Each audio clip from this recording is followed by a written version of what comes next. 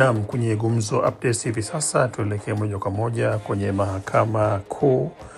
visiwani Zanzibar huko Tunguu, ambako tunapata yaliyojiri hivi leo kwenye kesi ambayo zimefunguliwa na waliokuwa wagombea wa uwakilishi na ubunge wa chama cha ACT Wazalendo dhidi ya tume ya uchaguzi ya Zanzibar na mamlaka za serikali kwa kile ambacho wanaamini kwamba matokeo ya uchaguzi huo hayakuwa sahihi. Huyu hapa ni mwanasheria mkuu wa chama cha ACT Wazalendo na pia wakili katika kesi hizo, Omar Said Shaban.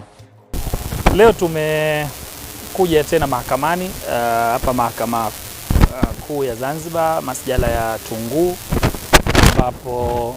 shauri limekuja mbele ya Mheshimiwa Mrajis wa mahakama kuu, Mheshimiwa Valentina Katema, na yamekuja kwa ajili ya kupigwa kesi ya msingi kwa maana shauri la uchaguzi pamoja na maombi yetu. Tumepata taarifa kwamba maombi yetu ya nafuu yameshapelekwa kwa jaji mkuu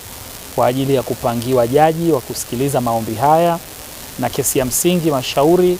tumetaarifiwa na tayari tumekuwa served majibu ya upande wa mwanasheria mkuu na tume huru ya uchaguzi. Kwa hiyo tumeomba muda wa wiki moja ili kufanya majibu kwa maana ya rejoinder, na baada ya hapo pleading zitakuwa zimekamilika. Mheshimiwa Mrajis atasubiri ombi la nafuu au la kupunguziwa gharama likishaamuliwa, ndio sasa faili zitakwenda kwa jaji mkuu kwa ajili ya kupangiwa majaji. Kwa hiyo tunaendelea kuwaomba wateja wetu, waheshimiwa wabunge,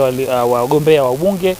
pamoja na wananchi kwa ujumla kuendelea kufuatilia kesi hizi na kuwa na utulivu wakati mahakama inafanya wajibu wake hatua kwa hatua, na sisi tutaendelea kufata amri na wajibu ambao tutakuwa tutekeleze hatua kwa hatua.